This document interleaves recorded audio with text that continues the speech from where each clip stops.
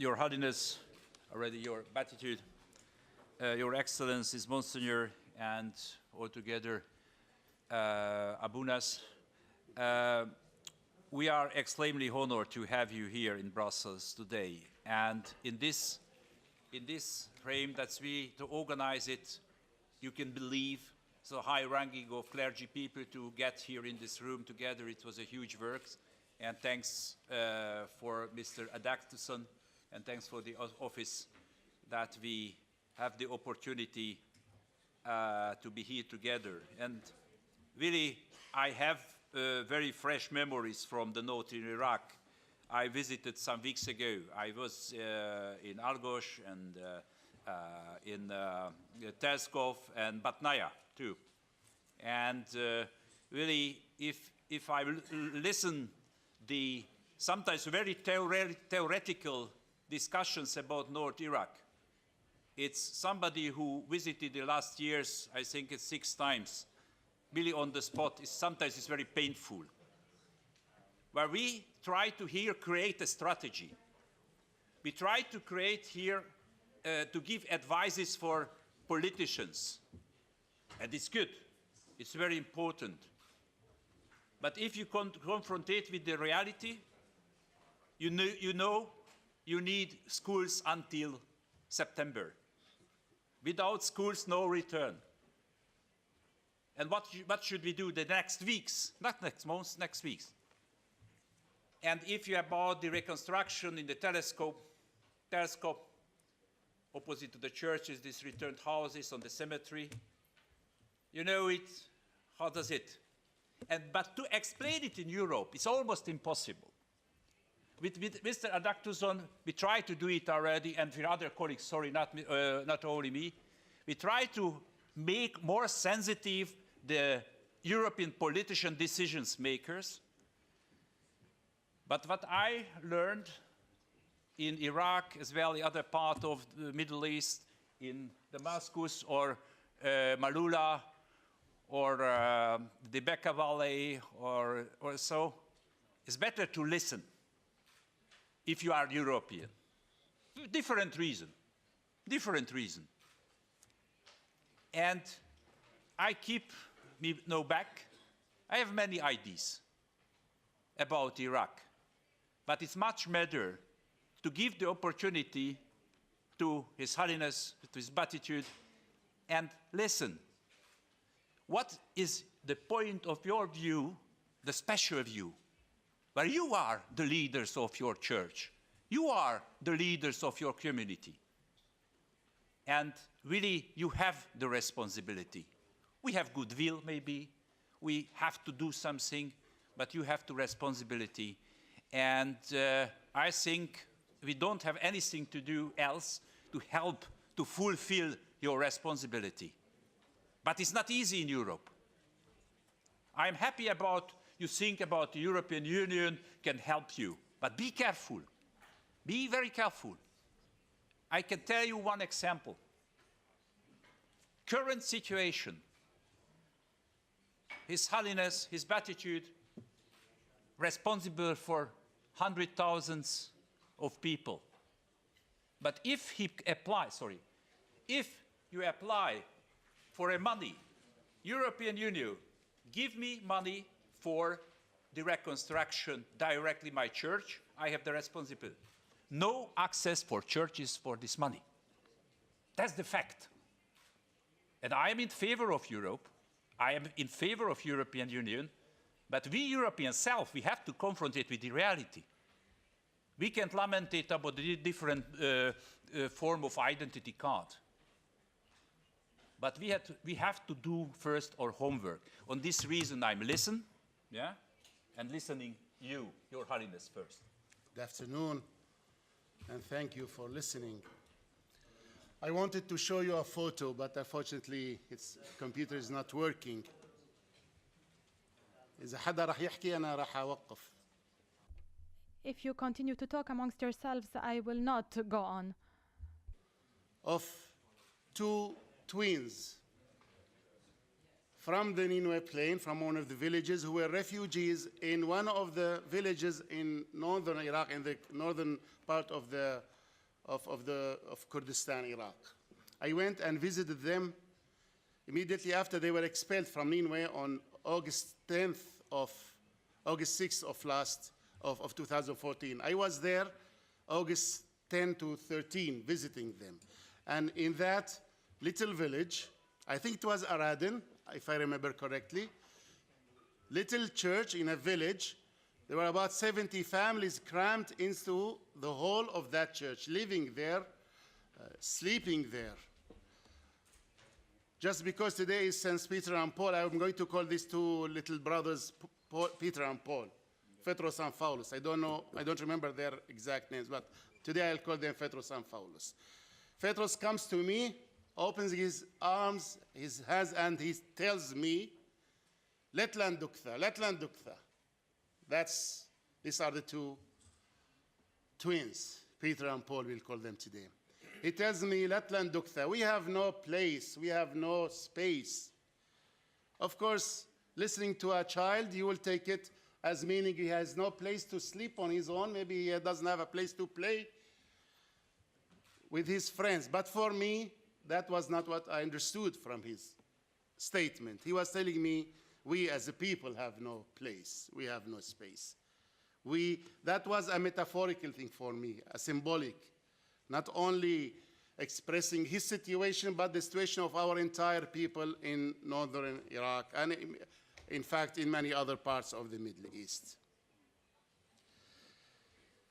I wish to offer, obviously, my gratefulness and thanks to the organizers and to the host of this and the sponsor of this important historical event in the life of our people in Iraq, but I believe also in the life of our people throughout the world at this very critical time that we live in. This is my personally, this is my second time visiting this great house of democracy, the European Parliament, a house which is built on the Christian values of freedom and dignity of all people. I'm here once again to discuss with all of you the same issues that I discussed 2 years ago. Issues related to the legitimate aspirations and the rights of our people to live with dignity and freedom on our own forefathers' lands. Of course, there is much change on the ground that's happening during the last 2 years. Yet there is a very little advancement concerning the cause of the future and destiny of our people.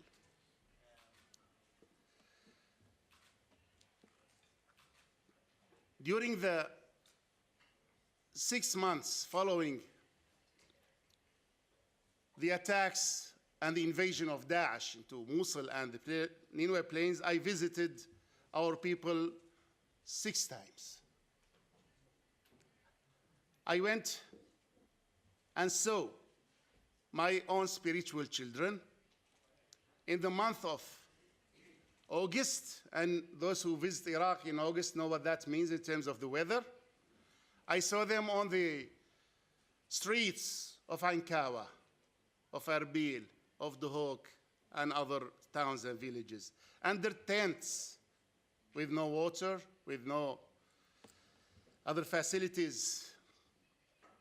How do you feel about that when you see your own children?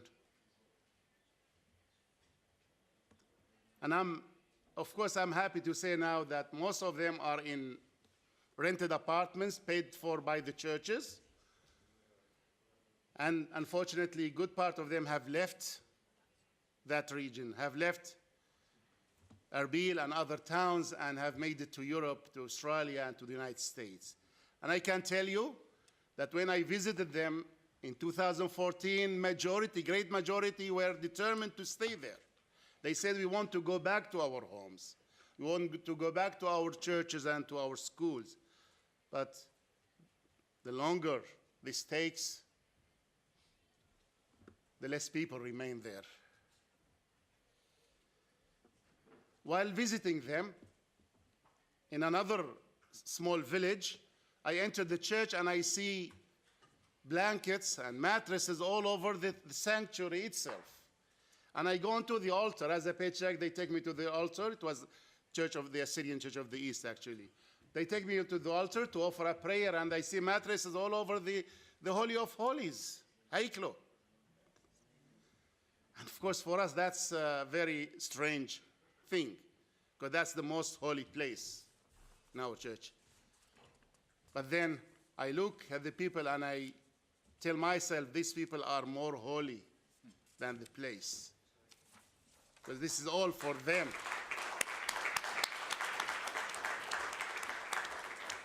Because this place is made holy for them. The Sabbath is made for the people, not the people for the Sabbath.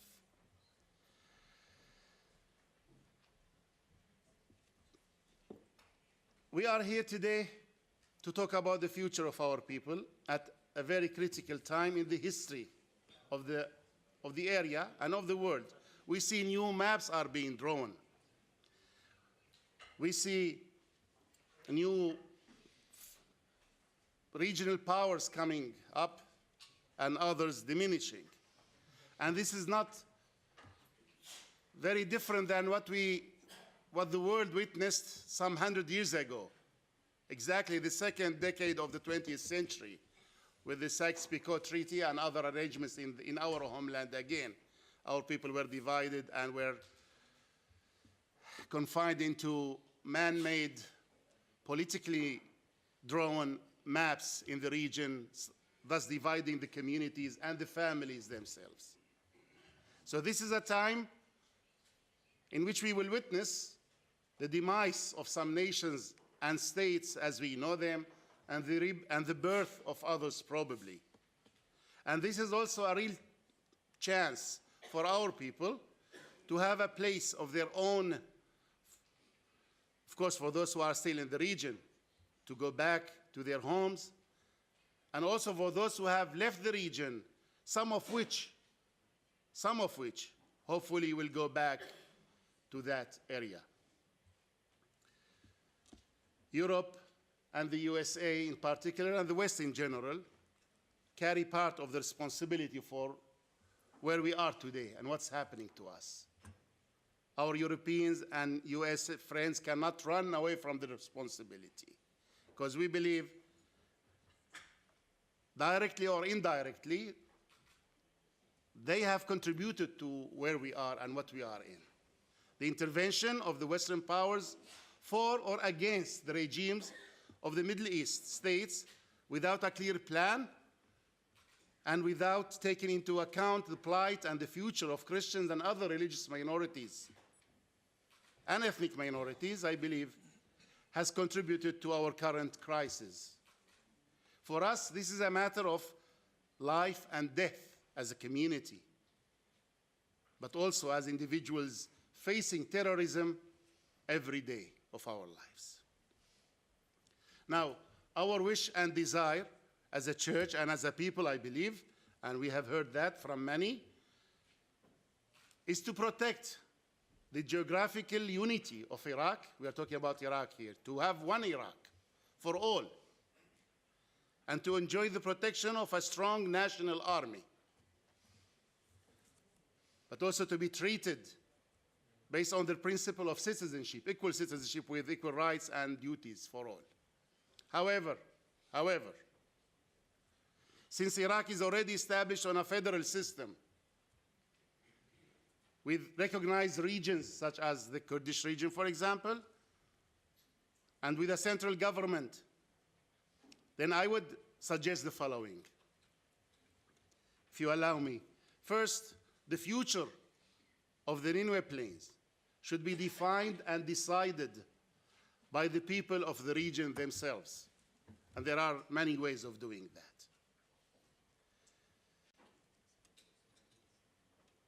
We need a place of our own, regardless of the political definition and designation of that place. There are many names and designations which are being discussed here, and I, as a religious person, I would not be good enough in determining and describing each of these designations, whether it's self-rule, safe haven, autonomy, local authority. But what I know is that we need our own place where we can live our culture and our heritage and our religion in freedom and with dignity.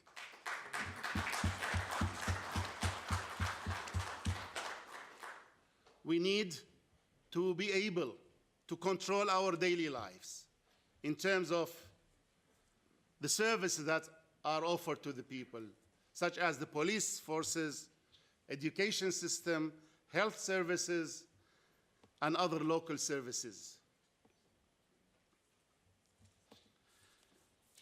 We need to define, and this is very important, the status of that region in cooperation and agreement with all the regional powers and authorities there.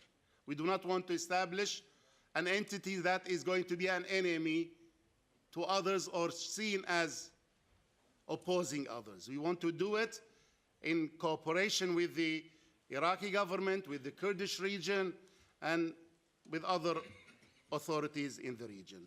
And here I'm very happy to see among us His Excellency the Ambassador of Iraq, as well as representatives of the government of Kurdistan region.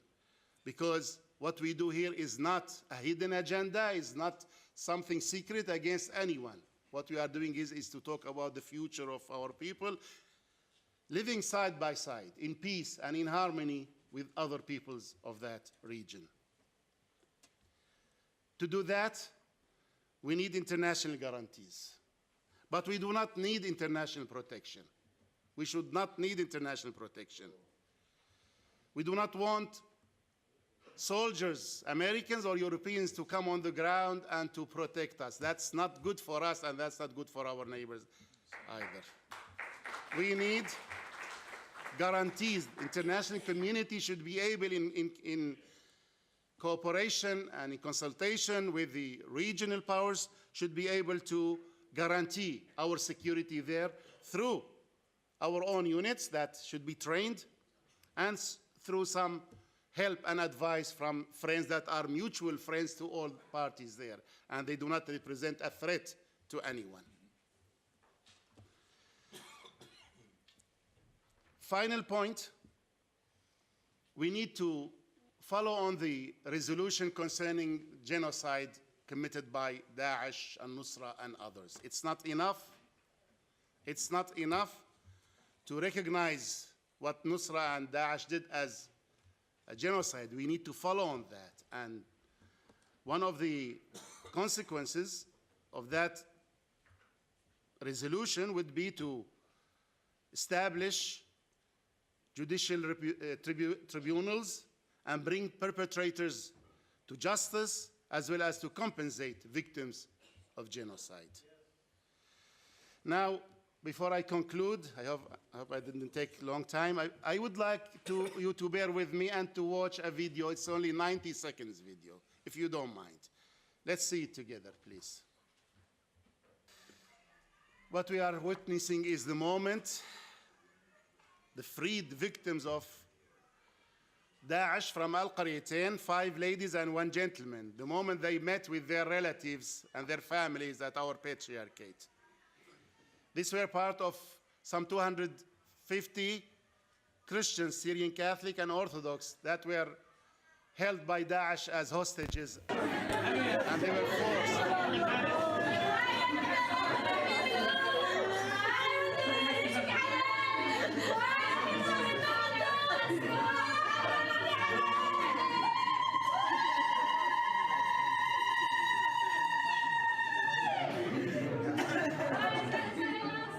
These people were freed from Daesh by efforts of many, including the patriarchate there, and reunited with their families, because there was a real threat that they would be sold as sex slaves, these 5 women, to people in the Gulf, Qatar, Saudi Arabia, and others.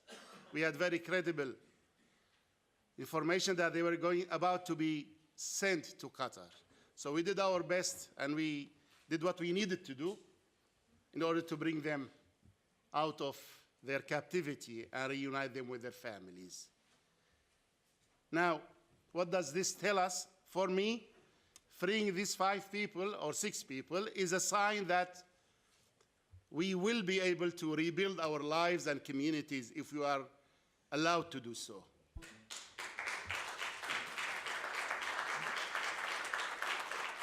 And I'm not ignorant of the unfortunate divisions that are among our people, especially political parties who are here and organizations. And here I would like to offer my message to all of you, especially the political parties in Iraq, to please be united. Work together, work towards the largest goal, and that is the future and destiny of our people, setting aside narrow interests, whether individual or party interests. Let's work all together for one thing, that is the future of our people in Nineveh, in Iraq. And my message to our friends from the European Parliament who are so graciously here listening to us is the following. How can we continue to live and prosper under such horrible conditions that we are under today?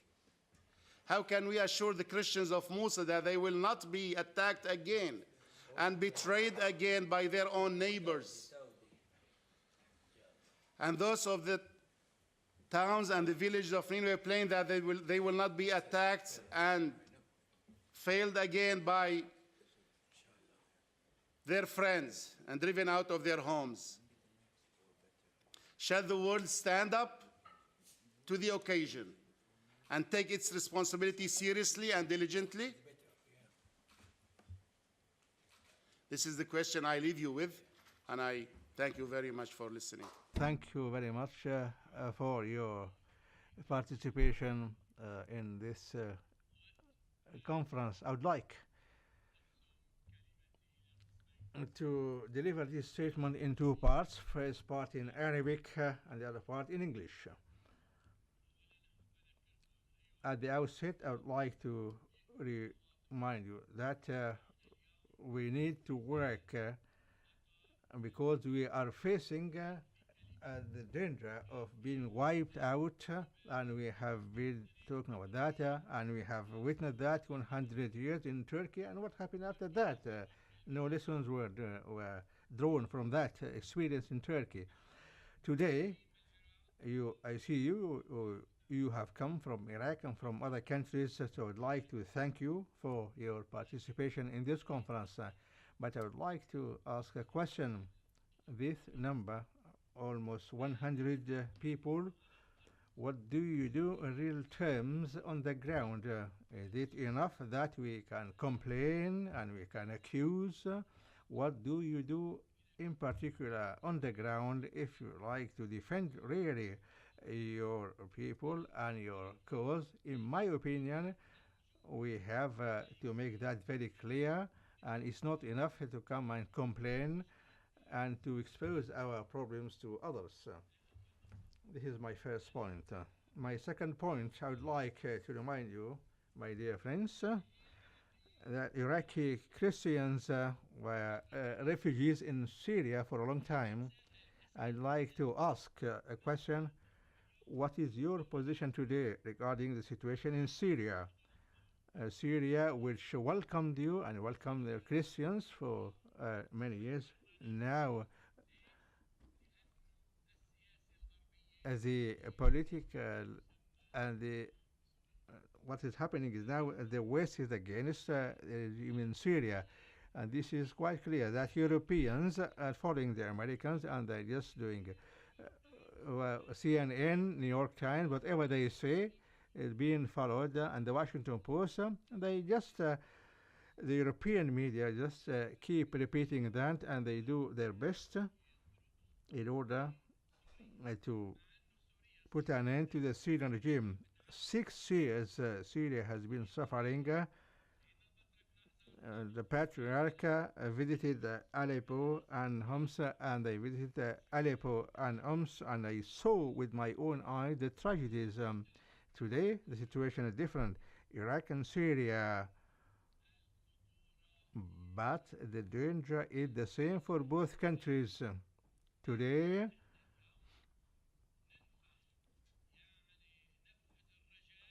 we have to work in order on the ground so that our people, and especially the younger, will have a bright future. I'm talking out of experience because in Lebanon today we have 1,300 Syriacs and Catholic, and they're just waiting to immigrate. And the same number is found in Jordan, and half of that number is in Turkey. What can we do for them?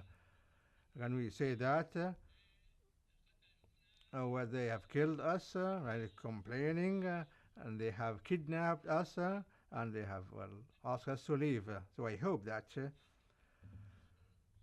we will do something specific on the ground. So we have to unite our forces, and we have to work together in order to achieve the ultimate objective, and that is we live in dignity in our country, be that in Iraq or in Syria. It means that but this is the reality. We don't complain. We are not to accuse anyone. But how come that the European Union, they pretend to defend the Charter of Human Rights when they go to the Middle East, they don't care. Why? Because Christians in the Middle East, they have no numbers, such numbers like the Ummah from Indonesia to Nigeria. They don't have the oil. They are poor. And they are not a threat to any country by terrorist acts. And therefore, we have been not only forgotten, but betrayed. Why? Because not only because we are individuals or group of individuals, we have been persecuted, we are at the point to no more survive as apostolic churches for the 2,000 years ago. This is the problem. When you have the politicians here, or even the archbishops or cardinals, or even His Holiness the Pope, they speak about Christians in the Middle East as those who have been called to suffer. We are ready to suffer for Jesus, but with what stake? It's our survival as Christian churches from the apostolic time that is at stake. فأحبانا, of course, very warmly Lars and those who helped him organize this conference. I know that they take us really in their heart because they feel what we are feeling. On the other hand, we have to keep telling those politicians here and those who have the power to influence the international decision, let them talk to each other. The United States, European Union, Russian Federation, China, to get a kind of peaceful solution for everybody in Iraq and Syria, Lebanon and Egypt. It is possible when they want really, they want to stick to their conviction of defending the human rights for all.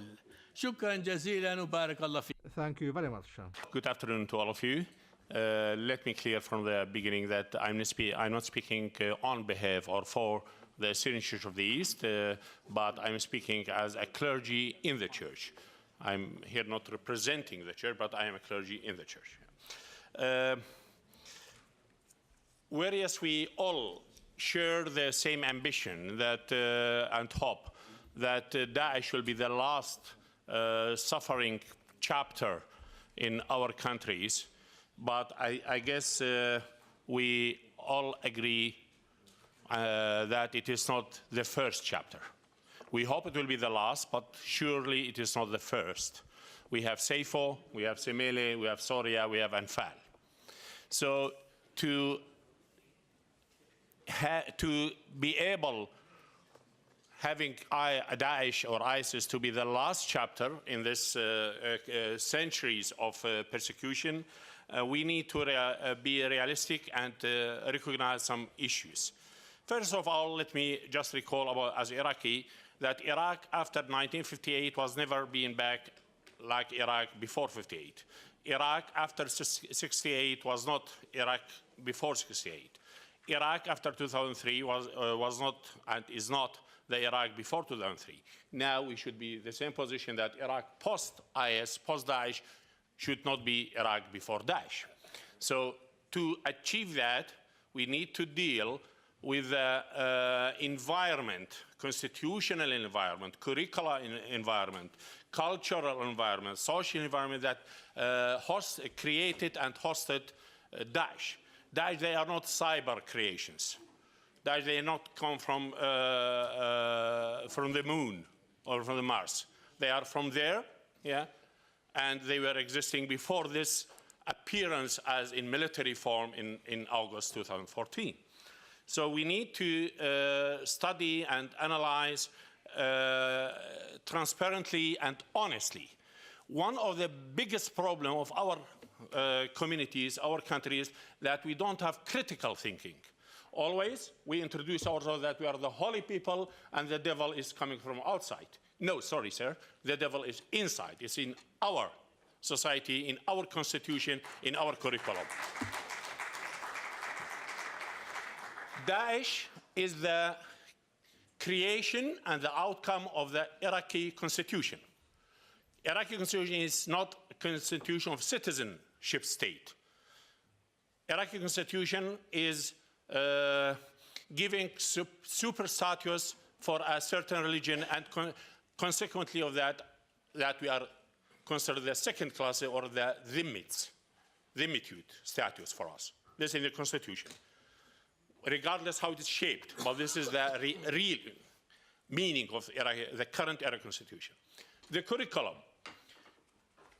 Do you ever know that we in Iraq, we have 4 non-Muslim minorities who do exist in Iraq before Islamic invasion and Arab invasion came to Iraq? I'm referring to Jewish, to Mandians, to Yazidis, and of course to Christians.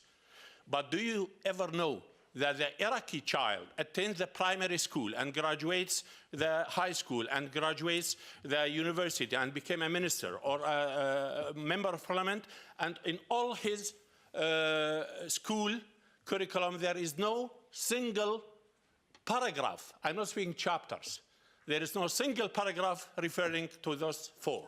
So no wonder that Mr. al-Maliki, by that time as a prime minister, referred to us in an official statement that Christian diaspora, when by that time I replied to him in an article, I issued it in a newspaper in Baghdad, sir, if we are diaspora in Iraq, then where is our homeland? So we need to deal with the curriculum. Yeah. Then we need to review about the hatred speech, which we touch it, and it's in every Friday sermon, in every Islamic mosque or entity. Yeah, we need, of course, we are now sharing this global village.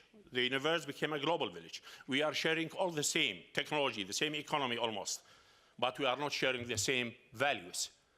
We need to have a criteria that to prevent the hatred speech. It is the responsibility of the state. I mean, I'm referring to Iraqi state and Iraqi legislations to prevent the hatred speech. Then to come with these nice statements, for example, that terror had no religion. Sorry, sir. Yes, maybe terror had no religion in terms of the victims of terror, but in my country at least, and in Syria at least, the implementers of terror, they had a religion. So the terror in implementing in our country had a religion. No Yazidi, no Mandian, no Kakai, no Christian had implemented any terror action, and will not. So, I mean, we need to invest, and this is my call upon my Muslim partners, Muslim neighbors. They are part of my life. I love them. I like them. I would like my children to grow up with them as children sharing the same school, the same. Please, please, fight for your religion. Free it from this terrorist attack. Free the Islamic religion, over 1 billion population overall. Make it free from this terror and violence. Yeah. You are, and we are all citizens of this global village. We need to live together. Nice statements are not enough. The final point, and I will conclude, I know I'm under time pressure, is that, again, it goes in this nice statements which doesn't help me, doesn't help my people. That, yeah, you are suffering the same as all Iraqis are suffering. No, sir. Sorry, sir. For me, the issue is death or life. I am in the last minute. I am in the last minute. You can't compare what happened to the Christian, Chaldean, Syriac, Assyrian people with what's going on whether in Basra or in Nasiriyah or in Anbar or elsewhere. First of all, we are not part of this sectarian civil war. Second, the outcome what we are suffering is endangering our existence. And by the way, here I will end by this statement that we are needed for Iraq and Middle East more than any time before. For 2,000 years, we had been added value for the countries there. We had been bridge between all and for all. Now we are needed more. Almost all they are building walls. We can build bridges. Almost all are preaching hatred speech. We can preach peace and love. This is what we did through 2,000 years, and this is our mission by God. And we don't want to escape it. We are committed to do it. Yeah. Unfortunately, for example, I can include this example. It was what we know now, and we call for it is Islamic Christian or Islamic Christian dialogue or debate. Do you ever know that this started before 9 centuries in Baghdad? It was started by that time my patriarch, Timothy the Great, with his partner was the Caliphate al-Mahdi.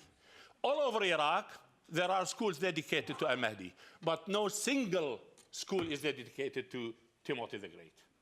So we are plucked out of the memory of the people on the constitution, in the curriculum, in the media. So Daesh is practicing in violence and in actions what is being practiced in the constitution and in the curriculum. Thank you. One short remark. I am a Christian politician from Hungary, from Europe, and the Christian politicians, I see very critical this extreme form of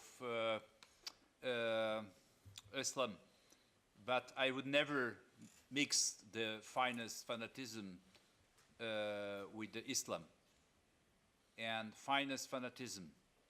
And that, I think, it's a crucial question. We, Europeans, as well as others, have to confront the sources of this fanatism. We didn't do it. We didn't do it, and we don't do it. And in this form of quiet suffering, of course, it's huge different. The vulnerability is different. Of course, minority all the time in this sense in the first row. But it's touched all the people. They are out of this fanatism. But I am not a philosopher. For a time, I was working for a satellite channel, and in this forum, we agree about Mr.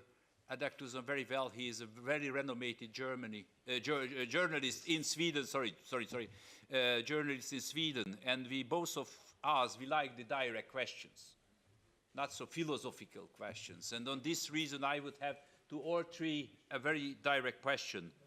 Really, what can be done? What can be done by your church? You are smaller community, big community, the leader. What can be done? Really, what is your strategy concerning peacekeeping in this conflict? We know the conflicts. We know the possible conflicts. We know the situation in Bartel of the properties. Sorry. What can you done, your church, concerning the peacekeeping? I mentioned somebody here, nice word, conflict management. You need it. And what is your strategy? What really is your next steps for next months? What is your strategy, please, if you can give an answer? Thank you very much for the direct question. I don't have a direct answer, but we are already doing what we can do, in at least on two levels. One is the humanitarian efforts that we are exercising to help everyone that is affected by the crisis in Iraq and in Syria. And I can tell you, as churches, we are helping. At many occasions, we are helping Muslims more than Christians. And we do that gladly because that's part of our mission. It's also an investment, I believe, in our future together. Because we have no future, Christians isolated from others, in Syria especially, and Iraq also. The other level is our witnessing, our missionary work, missionary in a positive way, that we live the gospel at the most difficult time of our life. We live the gospel as witnesses of the gospel of Christ in a very harsh environment, very unfriendly environments, and we continue to do that. And we also, at the same time, are trying to be messengers of truth. And for that, sometimes we pay the price, even here in Europe and in America. They look at us as supporters of this regime and that. And we try to tell them we are not defending any person, anyone. We are defending our values. We are defending the freedom of our people. We are defending the conviction of our people. This is what we see. This is how we witness. Yes, we have two bishops who are still kidnapped. We don't know anything about them in Syria. And we are trying our best to get information about them. We hope they are alive. We pray for their return. And we are raising this issue with Europeans and Western leaders, but none of them has so far helped us with this issue. Yes, we have countries that are helping us, such as Germany, through some local NGOs, but more directly, a country like Hungary, not because you are sitting next to me, but this is reality. A small country like Hungary, are directly working with churches in the Middle East to help our people stay there. Why other countries are not doing that? Why other countries are not doing that? Because they want to be politically correct, and this is killing us. We are not only discriminated against by not being helped, because most help goes to the refugee camps and through international organizations, but also we are discriminated against because we are faith communities, and the good Western countries do not mix religion and politics. And we are suffering because of that. Thank you. We are in our practical Christianity. We are doing that in Capni, for example, 60%. Two-thirds of our projects that we address to non-Christians. But I would like to add another point for your question. Is that for peace building and peaceful coexistence is not one-way street. It's not Einbahnstraße. So in this case, always the question there, who is our partner? Who is our partner on the other side to work with? This is a real problem. We invest and we look to have, when the European reform in terms of church and state, it starts from inside. So who is our Islam-Muslim partner to work with them for this coexistence of peace building? We need, and there are a lot of initiatives within the Islamic community on level academics or elite people. Yeah, they need to be supported, and this is my call upon European community as well, to look after such initiatives and support them. And we are very open to have this partnership with them. Thanks a lot. It's not one-way street. No one-way street. Yeah, that's it would be final sentence. But the final sentence, what his Beatitude mentioned, feel what we feel.